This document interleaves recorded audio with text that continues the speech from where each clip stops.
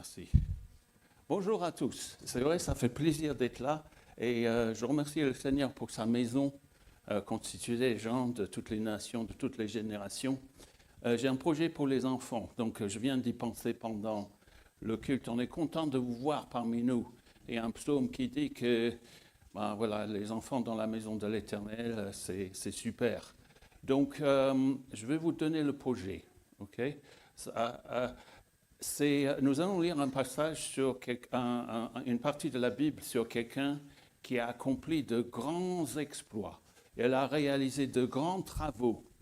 Et si ça vous intéresse, est-ce que ça vous dirait de prendre un crayon et une feuille de papier et puis de bien écouter ce que je vais essayer de dire dans le message et de dessiner ce que vous entendez, les travaux, les choses réalisées par ce grand homme dans le passage que je vais lire. Ça vous dirait? Super! Ah écoute, c'est Jean-Jacques. Est-ce que tu peux me donner un coup de main? Tu fais le tour avec le papier et les crayons pour tous les enfants, petits et grands, qui voudraient faire ça. Et j'espère que vous allez nous surprendre à la fin de ce message.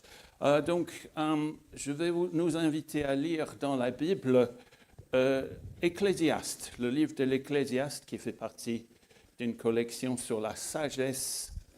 Ecclésiaste chapitre 2. Et vous, les enfants, vous pouvez regarder de temps en temps la Bible de vos parents ou des gens qui sont avec vous, pour voir un peu le détail dans vos dessins. Merci Jean-Jacques, ça se passe bien? Très bien. Ok, donc Ecclésiaste chapitre 2. Et je vais lire sur mon téléphone, c'est la version qui correspond à la Bible gratuite qui est distribuée dans l'église le second 21. Et dans ma préparation, par contre, j'ai utilisé la Bible du semeur, donc ça peut s'afficher à l'écran avec la Bible du semeur. Ecclésiaste chapitre 2, et nous allons lire les versets 1 à 11. Ecclésiaste 2, 1 à 11. On y va. Je me suis dit dans mon cœur, allons, essaie la joie et tu goûteras au bonheur. J'ai constaté que cela aussi était de la fumée. J'ai traité le rire de folie et j'ai dit, à propos de la joie, à quoi sert-elle? J'ai imaginé dans mon cœur de livrer mon corps au vin tout en me conduisant avec sagesse et de m'attacher à la folie jusqu'à ce que je voie ce qu'il est bon pour les humains de faire sous le ciel tout au long de leur vie. Je me suis lancé dans de grandes entreprises. Je me suis construit des maisons. Je me suis planté des vignes. Je me suis fait des jardins et des vergers. Et j'y ai planté toutes sortes d'arbres fruitiers. Je me suis fait des réservoirs pour arroser des pépinières. J'ai acheté des serviteurs et des servantes. J'en ai eu d'autres nés chez moi. J'ai aussi possédé des troupeaux de bœufs et de brebis, plus que n'importe qui avant moi à Jérusalem. J'ai même amassé de l'argent et de l'or, les richesses des rois et des provinces. Je me suis procuré des chanteurs et des chanteuses et ce qui fait le plaisir des hommes, des concubines en quantité. Je suis devenu grand, plus grand que n'importe qui avant moi à Jérusalem, sans rien perdre de ma sagesse.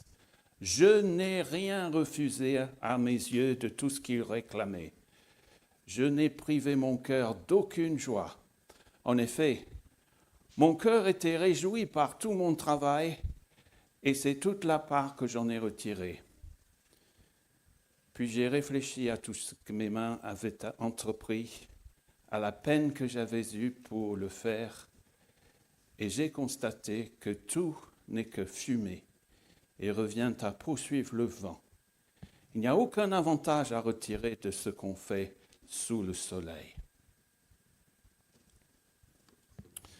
L'auteur pose la grande question: à quoi sert de vivre?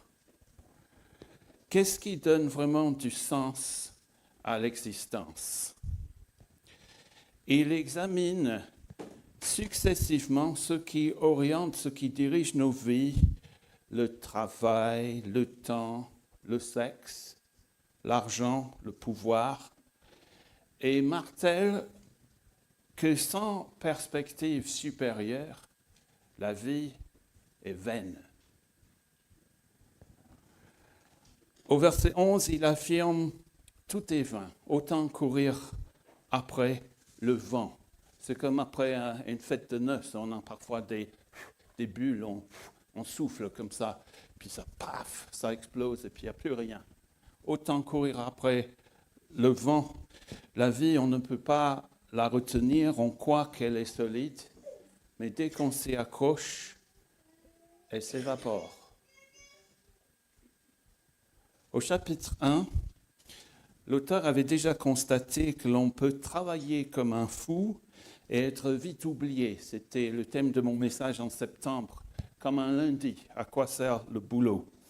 Et si la vie n'a pas de sens, pourquoi la vivre? C'est complètement absurde. J'ai compris ça quand j'avais 14-15 ans en Angleterre en lisant Camus et Sartre. Et j'ai pris au sérieux les textes que je devais travailler pour avoir des diplômes. Mais ils disent la vérité, c'est complètement absurde si on évacue Dieu. À quoi ça sert? Beaucoup cherchent l'évasion pour ne pas y penser, pour ne pas penser à la mort, à la destruction. Et c'est le thème du passage d'aujourd'hui, la fuite dans les plaisirs. Et ici, l'auteur identifie plusieurs formes d'évasion, de fuite dans les plaisirs. Il parle de la fête, il parle du faste et il parle des finances. Le faste, ce n'est pas le fast-food, hein, c'est la splendeur de la monarchie. On parle du faste de la monarchie sous Louis XIV, le palais du Louvre, etc. Et donc, nous allons parler ce matin, nous allons dégager du texte ce que dit l'auteur sur la fête, le faste et les finances pour s'évader. Verset 1, « Je me suis dit en moi-même, va donc teste les plaisirs et goûte à ce qui est bon. » Je ne sais pas si vous avez remarqué à la lecture, mais dans ce passage, le mot « je » est très en avant. J'ai fait ceci, j'ai fait cela. Et il démarre avec « je ». Hein? J'ai envie de dire comme Sartre, « je est un autre ». Ce personnage, avec ce « je » puissant, il a les moyens et l'autorité pour presque tout. Mais l'auteur ne donne jamais son nom. Y a-t-il des indices? J'entends.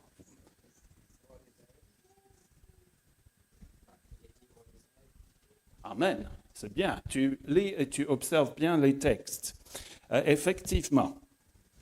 Donc, au verset 9, il dit « J'ai été grand, j'ai surpassé tous ceux qui m'ont précédé à Jérusalem.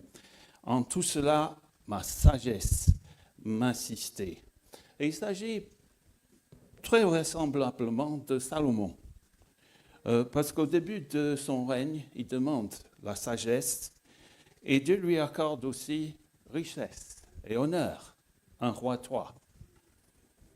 Je sais qu'il y a des avis contraires, je les ai lus, je connais les arguments contraires, mais pour moi,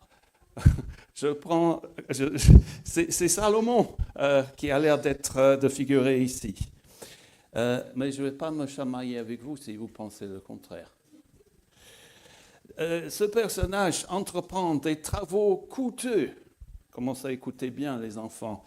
Des travaux coûteux. Il vit dans le luxe à la cour.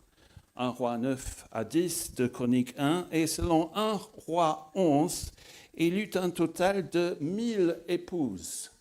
Ah, vous dites, mais ça c'est une manière d'exagérer pour mettre en relief une idée. C'est pas des mariages d'amour. C'est dans des intérêts égoïstes et politiques. Peut-être la traite sexuelle aussi, l'esclavage, comme sur le web. On peut avoir des milliers de femmes. Lorsque Salomon fut devenu vieux, les femmes détournèrent son cœur, de sorte que son cœur n'appartint plus sans réserve à l'Éternel son Dieu. On a chanté, n'est-ce pas? Je voudrais être vraiment devant toi et toi rien d'autre, quelque chose comme ça. Vous citez plus exactement les paroles, mais que Dieu soit mon seul objectif, c'est mon désir. Mais ces femmes détournèrent son cœur, de sorte que son cœur n'appartint plus sans réserve à l'Éternel, son Dieu. Et donc Dieu retire sa bénédiction. Et les dernières années de Salomon furent malheureuses. Et on dirait que l'Ecclésiaste serait le journal d'une personne en fin de vie ou vers la fin de sa vie, qui réfléchit à ses expériences. Et voici son bilan sur les plaisirs du chapitre 2. Je cite un jeune auteur qui s'appelle Axel Godin. J'ai retravaillé un peu les phrases, mais ça vient du CEP, lit la Bible. Premièrement, premier constat, la fête, le rire, le vin, les réjouissances, dans le chapitre 2, 1 à 3, agréable sur l'instant, mais éphémère. Deuxièmement, le faste, grand projet. Maison, jardin, œuvre d'art, musique, femme, dans les versets 4 à 10. L'homme a réalisé ses rêves, mais le verdict est sans appel. Verset 11, tout est fumée, une course après le vent. Ce matin, nous verrons que ces plaisirs peuvent trouver du sens lorsqu'ils s'inscrivent dans une relation vivante avec Dieu. Jésus a dit, moi, je suis venu afin que les hommes et les femmes aient la vie, et une vie abondante. Jean 10, 10. Mais d'abord, montrons pourquoi il n'y a pas de plaisir durable sans lui, sans Jésus, le roi. Commençons par la fête. La fête rime avec le rire, le vin et la musique, comme ici. Et cette année, avec mon épouse Véro, on a eu la joie d'assister, d'être présent à plusieurs fêtes associées à notre vie d'église. Et la dernière en date était le mariage de Samuel et d'Élodie. Samuel, le fils d'Irène et de Philippe. Et c'était fort sympathique, convivial, le rire, du bon vin, un bon repas, de bonnes conversations. Et nous croyons que Dieu a créé l'homme et la femme pour célébrer les bienfaits de la vie et de la création. Paul écrit, Dieu nous dispense généreusement toutes ses richesses afin que nous en jouissions. 1 Timothée 6, verset 17. Mais ici, Salomon mentionne spécifiquement le vin et le rire comme moyen d'éprouver le plaisir. Psaume 104 affirme que le vin réjouit le cœur de l'homme et fait resplendir son visage. Donc, le voici, écoutez les enfants, hein, le voici, Salomon, dans sa splendide salle de banquet. Il mange des mets raffinés, boit le meilleur cru et écoute les artistes les plus talentueux, des chanteurs et chanteuses, verset 8. C'est très raffiné parce qu'à l'époque, les chorales n'étaient composées que des hommes, mais lui, il a des chanteurs et des chanteuses. Et c'est très raffiné, parce qu'on dirait plus des chants de cantates de Bach que les chants d'ivrogne. Et il se demande, Salomon, si cette folie suffira à lui remonter le moral et à lui faire oublier les quelques jours où qu'ont les hommes sur la terre, verset 3. Notez bien, quelques jours sur la terre, pas quelques années. Et que découvre-t-il? Le plaisir ne parvient pas à nous distraire totalement. Parce qu'au verset 3, mon esprit continuait de me guider avec sagesse. Comme s'il voulait dire, j'ai essayé de me remonter le moral avec du vin et de me livrer à la folie, mais je ne pouvais pas lâcher prise. Cela aussi est vain. Le vin est vain. Le vin est vain. V-A-I-N, V-I. Oh, merci, ok. Pourtant, Dieu... Merci, Audran.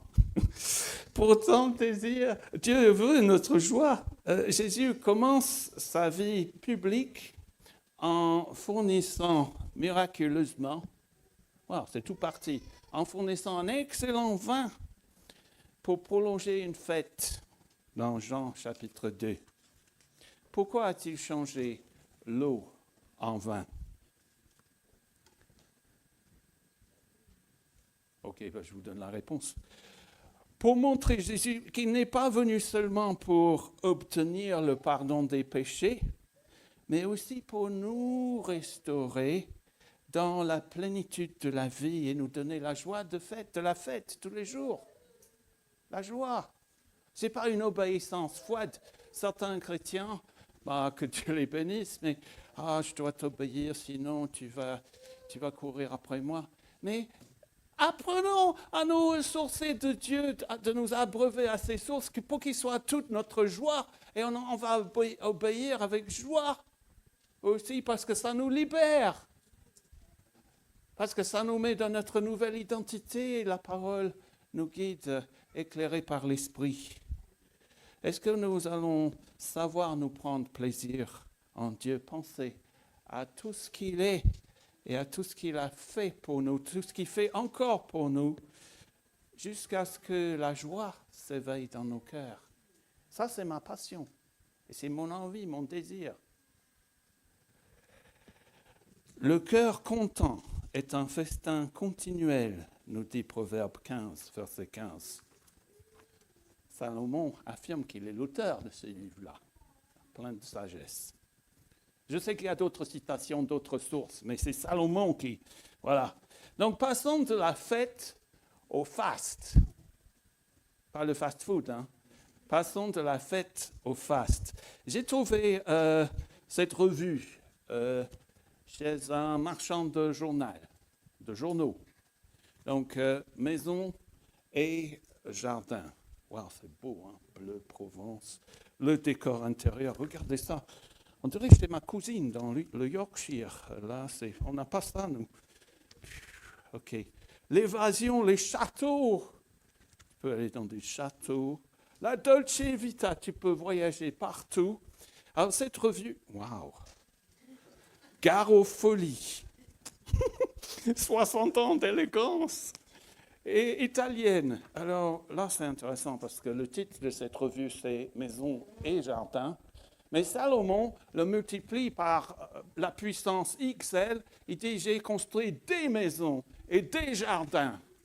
Est-ce qu'il y a des enfants qui voudraient regarder, copier des trucs là? OK, causez toujours.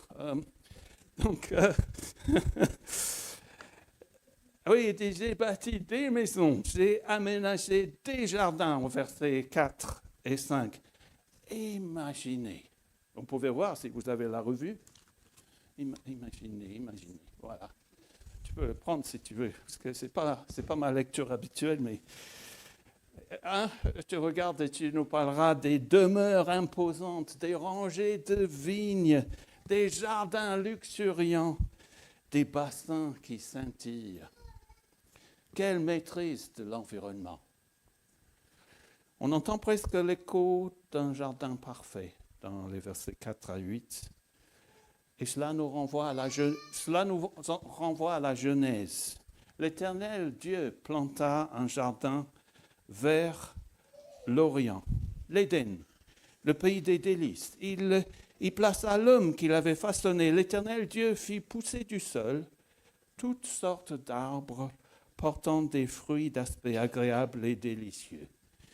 Du pays d'Éden sortait un fleuve qui arrosait le jardin. L'Éternel Dieu prit l'homme et l'établit dans le jardin d'Éden pour le cultiver et le garder. Salomon a beau faire écho à la Genèse ici, mais ses jardins, on dirait le paradis sans Dieu, sans aucun fruit défendu.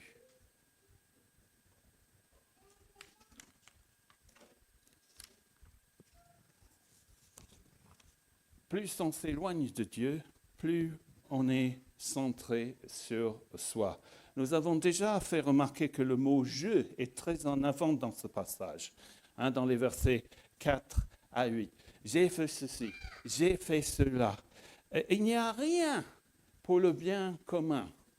Il n'y a pas comme au Mans, le parc Mono, où j'aime bien aller jouer de la guitare, voir les gamins en train de jouer au foot, et l'eau qui scintille là. C'est beau, c'est pour nous, c'est sympa. Il n'y a rien pour le bien commun. Il dit, je me suis bâti des maisons, je me suis planté des vignes, je me suis aménagé des jardins et des vergers. Tout est vain. Verset 11. Pourquoi? Salomon place ses plaisirs avant et devant Dieu, avant son Dieu. Et ce faisant, il enfreint le premier commandement. Je suis, voilà le je suis l'Éternel, ton Dieu, qui t'ai fait sortir d'Égypte, du pays où tu étais esclave. Tu n'auras pas d'autre Dieu que moi. Or, Jésus a dit, cherchez d'abord le royaume de Dieu, et toutes ces choses vous seront données en plus. Il dit par ailleurs, personne qui a quitté sa maison, son jardin, trouvera par après des maisons, des lieux d'accueil. Après la fête et le faste, les enfants, est-ce que ça progresse là? Est-ce que quelqu'un peut me montrer? Ça va? Super, ok. Je peux prendre ça après? Super. Je le prends maintenant parce que c'est pas grave. Moi, je suis pas très doué en dessin. Je te remercie pour ça. On continue. Si tu veux continuer, tu demandes du papier. Mais après la fête et le faste, passons aux finances. Parce qu'il faut un budget pour tout ça. C'est le roi qui fixe la loi des finances. Que fait-il pour financer son train de vie? Il augmente les impôts. Il n'y a rien de nouveau sous le soleil,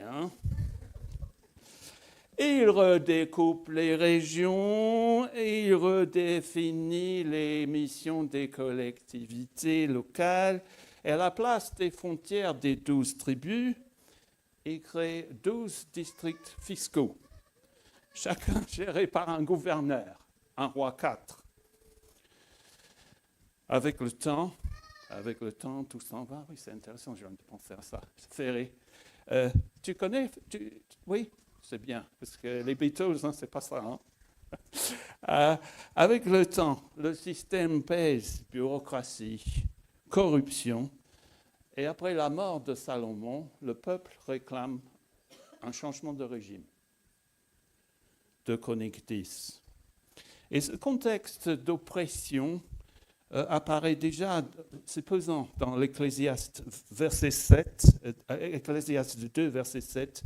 Je me suis procuré des esclaves et des servantes. Et il explique qu'il y a des esclaves achetés et certains nés dans la maison ou dans ces maisons, le palais, les palais.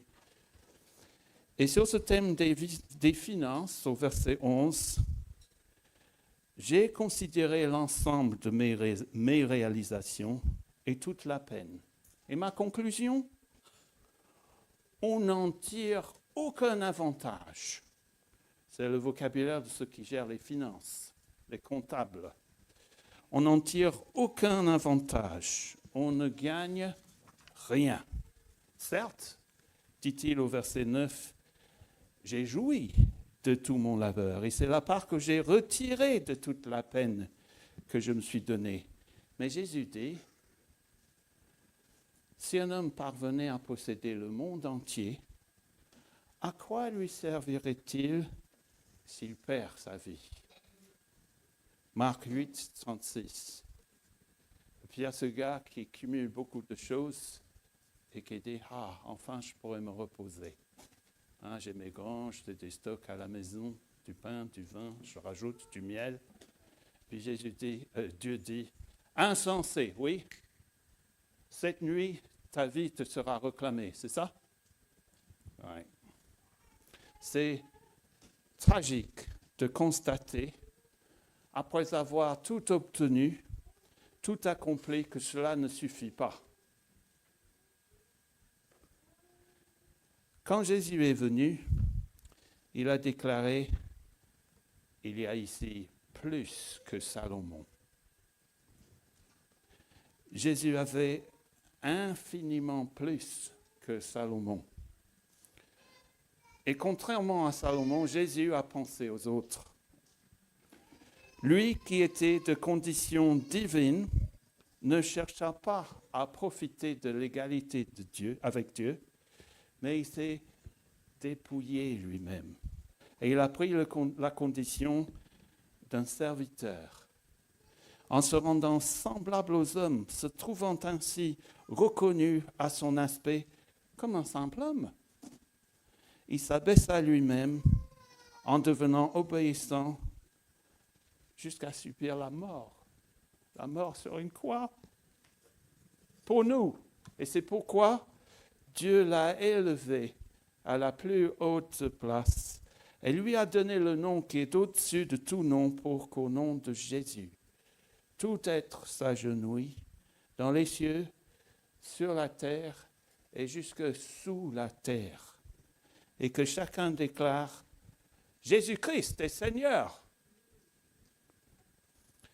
Salomon a bâti des maisons pour lui, mais Jésus en prépare une pour nous. Que votre cœur ne se trouble pas. On a chanté un « Je laisse mes peurs derrière moi ». Que votre cœur ne se trouble pas. Ayez foi en Dieu, ayez aussi foi en moi. Dans la maison de mon Père, il y a beaucoup de demeures. Si ce n'était pas vrai, je vous l'aurais dit. En effet, je vais vous préparer une place.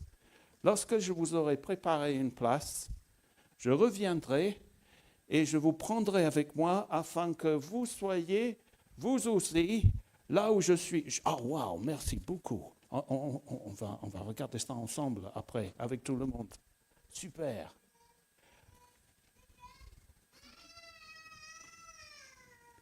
Ça commence à affluer, les destins. Continuez, les enfants. Salomon a voulu créer un petit paradis pour lui seul. Jésus est venu restaurer le paradis pour nous. Apocalypse 22, finalement, l'ange me montra le fleuve d'eau de la vie, limpide comme du cristal qui jaillissait du trône de Dieu et de l'agneau.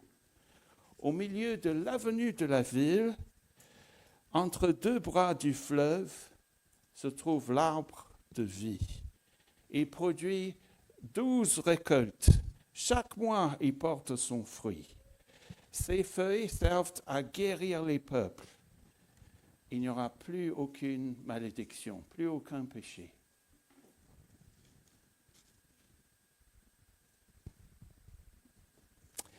Psaume 27. j'ai présenté à l'Éternel un seul souhait, mais qui me tient vraiment à cœur. Je voudrais habiter dans la maison de l'Éternel tous les jours de ma vie. Tous les jours de ma vie, maintenant, tous les jours de ma vie. Souvent on dit, le ciel, mais c'est maintenant. Et ça va continuer à jaillir jusque dans l'éternité. On aura cette assurance, cette joie, cette présence de Dieu par sa parole et son esprit qui éclaire la parole et qui nous conduit vers les chemins sublimes.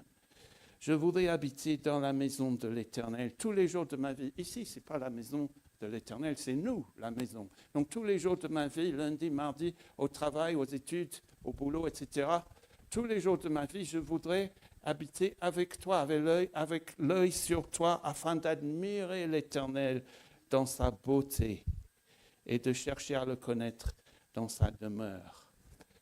Admirer l'Éternel dans sa beauté. Salomon cherche les plaisirs sublimes. Si vous avez lu Platon ou C.S. Lewis, vous avez vu que peut-être aperçu que tout ce qui est bien ici, ce n'est qu'un reflet du sublime, de l'Éternel. Et quand on court après des plaisirs ici, c'est fugace. Mais c'est parce qu'on court après un souvenir de quelque chose qui était placé en nous, parce que l'Ecclésiaste dit, chapitre 3, Dieu a placé dans le cœur de l'homme la pensée de l'éternité. Il y a une nostalgie, et comme disait saint Augustin, on ne sera pas à l'aise jusqu'à ce qu'on arrive là. Amen? OK. Alors, je termine avec cet appel biblique dans Ésaïe. On a l'impression qu'Ésaïe prend le contre-pied de l'Ecclésiaste. Et il dit, Ésaïe 55, « Vous tous qui avez soif, venez chercher de l'eau. Et même vous qui n'avez pas d'argent, venez acheter et manger. Venez acheter sans argent, oui, sans paiement, du vin, du lait. Pourquoi dépensez-vous votre argent pour payer ce qui ne nourrit pas? Pourquoi travaillez-vous pour une nourriture qui ne rassasie pas? Écoutez, oui, écoutez-moi. Alors vous mangerez ce qui est bon. Vous vous délecterez d'aliments savoureux. Tendez l'oreille, venez à moi, écoutez-moi, et vous vivrez. Amen. Je voudrais remercier les enfants parce que, waouh, je vois ici, waouh, donc Charlie, OK. Alors ça, c'est super intéressant. Donc vous avez la maison et les personnes qui ont l'air de faire la fête, c'est ça? Merci Charlie. Et puis là, c'est très, voilà, nous avons la maison où on habite, les eaux qui irriguent, les jardins, merci, c'est super. Et là, waouh, nous avons la fête et plein de gens qui font la fête. Merci, je les mets ici en expo quelque part. OK. On va prier. Seigneur, merci beaucoup pour le vrai plaisir que tu nous donnes. C'est la vie éternelle, les sources de la vie. Si quelqu'un vient à moi qu'il boit, il y aura les sources d'eau vive qui vont jaillir en lui, en elle. Jésus l'avait dit à la femme samaritaine qui avait couru partout chercher la satisfaction et les plaisirs là où ça ne comble pas. Merci pour Jésus qui est la source de tout plaisir. Que l'on puisse dire avec le psalmiste que toutes mes sources, non, il dit toutes mes sources sont en toi. Merci de nous bénir cette semaine et nous aider à courir après le seul plaisir qui puisse satisfaire, qui ne s'achète pas parce que Jésus l'a obtenu pour nous à notre place. Aide-nous à trouver en lui le pain de vie et le rafraîchissement, la joie suprême, la beauté. C'est la seule chose que nous voulons, Seigneur. Au nom de Jésus. Amen.